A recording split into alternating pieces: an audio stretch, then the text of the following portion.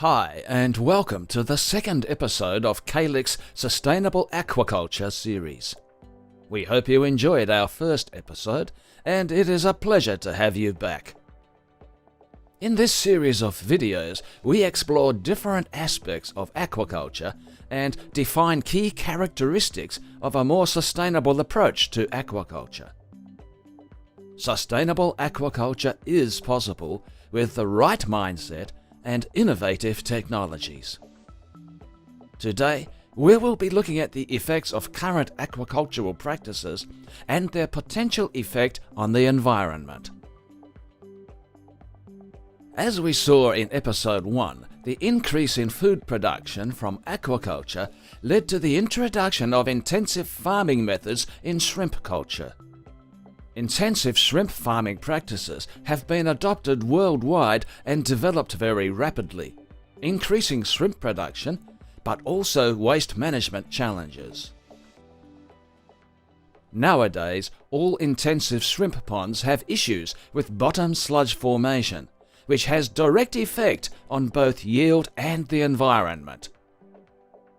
Management of wastewater and pond waste, called sludge, are critical for all shrimp culture ponds. Main attention has been paid to improve management of solid or semi-solid state of shrimp pond waste. In most ponds, it is common practice to drain this toxic bottom sludge frequently, quite a cheap and effective way to control toxins. However, this pond waste discharge is causing huge environmental impact and is no longer a sustainable option. This is why many shrimp farmers are showing a growing interest in finding alternatives to improve their pond waste management techniques. But pond waste management is complex and needs to include treatment, disposal, and recycling to be sustainable. Now, let's have a closer look at this sludge to help us understand why its discharge into the environment causes concerns. The sludge is a result of waste products being produced continuously during shrimp culture. It is a mixture of gases, liquids, semi-solid and solid forms. Some of these waste materials are removed through discharge and some settles out on the pond bottom, which becomes semi-solid or solid waste. This toxic sludge discharged from the ponds is, firstly, high in COD, which stands for chemical oxygen demand. That means that microorganisms in the sludge are using most of the oxygen. This situation makes it difficult for larger aquatic animals to survive. Second, low in pH, sometimes as low as 4. This means it has the capacity to acidify environments which can harm aquatic ecosystems. And thirdly, it is high in suspended solids, which can often contain pathogens. This is the ideal composition to cause severe environmental impact on aquatic habitats or to pass disease from one farm to the next. So, not only daily drainage is not a sustainability option, it is also wasteful in energy consumption and requires the usage of many sanitation and adjustment chemicals, which can also impact on the farmer's profit margins. In this slide, we see the different processes typically taking place in intensive shrimp culture ponds. As you can see, waste products formed from a residue of pond inputs such as uneaten feed, shrimp feces and plankton, biological wastes from the shrimp and other organisms and eroded soil, settling to the bottom of the pond, slowly contributing to the buildup of a toxic pond bottom. Large volumes of accumulated shrimp pond waste will increase oxygen demand and cause oxygen depletion on the bottom, that stress shrimp and create an environment more susceptible to the propagation of disease. At the same time, ammonia is released from the digestion process, which is then converted into nitrite. by a process called the nitration cycle, which is harmful to shrimp production and survival. Phosphates are also released from the uneaten feed, which can trigger the rapid growth of harmful algae such as blue-green algae, contributing to eutrophication in ponds, which is harmful not only to the shrimp but also to the aquatic environment in which it is discharged. This shows why pond waste can affect the appetite of shrimp, increase feed conversion ratio, lead to deterioration of water quality, but also produce negative impacts on the environment if it is not managed properly. In this slide, we look at the effects of high stock densities. Higher stock densities inevitably lead to higher feed volumes. And higher feed volumes generate more toxic sludge from overfeed and feces. This toxic sludge in current culture systems can cause severe problems with higher ammonia and subsequently nitrite. To maintain a good growing environment, frequent sludge drainage and water exchange is required, typically about 10% of the pond volume every day. Depending on how the sludge is drained and where it is disposed, it can have major detrimental effects on the environment.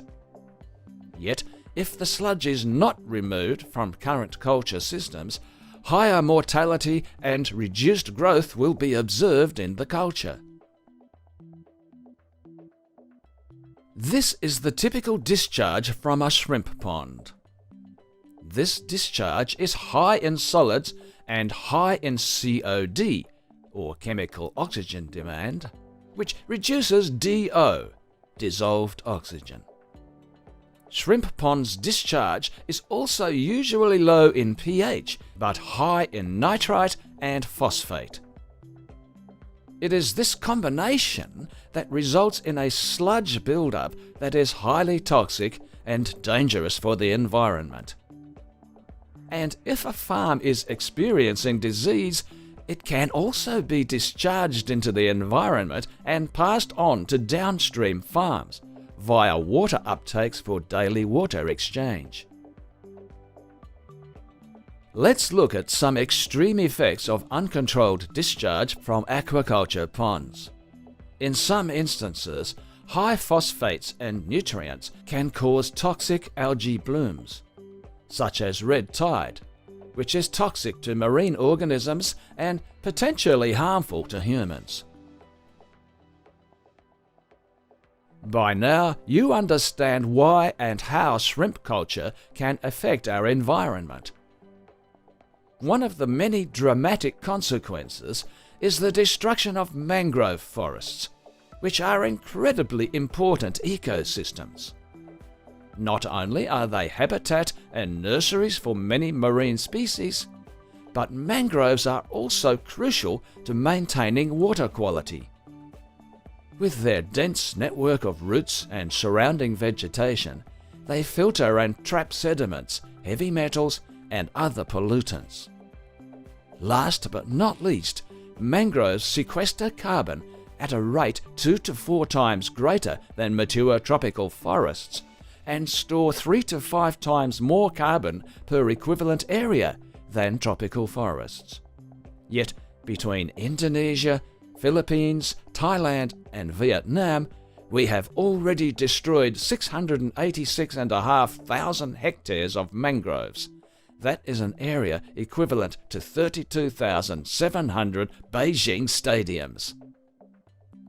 As yields from shrimp ponds decrease and become less profitable, ponds are often abandoned. Sadly, these abandoned ponds cannot be used for any other purposes, due to high salinity and toxic buildup. In a later presentation, we will explain how Calix can help rehabilitate these ponds so they become usable and provide another source of revenue for local communities. Now, let's have a look at the effects of production of 5 million tons of shrimp per year. so you realize what intensive shrimp farming means for our ecosystems. Every year, this farm would discharge 5 million tons of organic matter, 360,000 tons of nitrogen, and 125,000 tons of phosphate. When these high concentrations of nutrients, nitrogen, and phosphorus enter the environment from artificial sources such as shrimp farming, the ecosystems suffer from disproportionate phytoplankton and algal growth, which can result in algal blooms and negatively affect natural aquatic environments to the extent that they can no longer sustain life and become a dead zone. In a next episode, we will explore different ways to reduce the toxicity and quantity of this discharge while reducing FCR, feed conversion ratio. Now you can imagine how the combined discharge of dense shrimp production areas can accelerate the reduction of water quality. Some of the observed conditions that lead to decreasing productivity or acceleration of farm costs are 1. Depletion of DO, dissolved oxygen, in the intake water. 2. Greater chance of transmission of disease. 3. Intake of nitrite and phosphate, causing problems in the culture. 4. Proliferation of toxic algae blooms. 5. Increase in organic solids and reduction in clarity of intake water. And 6. General reduction of water quality. When combined, these conditions can significantly reduce the farm's productivity while increasing costs to the farmer. While it is crucial to find ways to reduce aquaculture's negative environmental impacts, shrimp farmers also need to ensure they sustain and increase their production to remain profitable. With the right production methods and culture, shrimp farming can grow without taking a major toll on the environment. A more sustainable industry means aquaculture and shrimp farming can become a more efficient way of growing food and feed the protein needs of a growing human population. With passion and a purpose of solving global challenges, Calix has developed AQUA-Cal Plus, a water conditioner that safely addresses disease, improves productivity, to sustainably meet the nutritional needs of a growing global population. At Calix, we believe we can help improve the sustainability of aquaculture. Firstly, by improving water quality both in pond and in the discharge.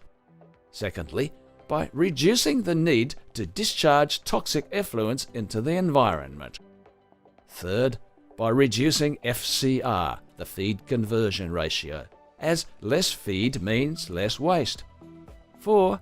By reducing highly toxic waste product such as ammonia in the ponds. And 5.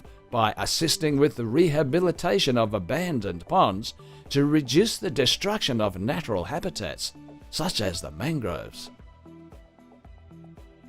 Sustainable aquaculture is possible with the right mindset and innovative technologies. Because, as we like to say here at Calix, there's only one Earth and it's already ours. Mars is for quitters. Thanks for your attention. We hope you found this video interesting, and I hope you'll join me again for the next episode of this series on sustainable aquaculture. To find out how Calix can help or discover the benefits of AQUA-Cal Plus for shrimp farming, visit our website www.calix.global.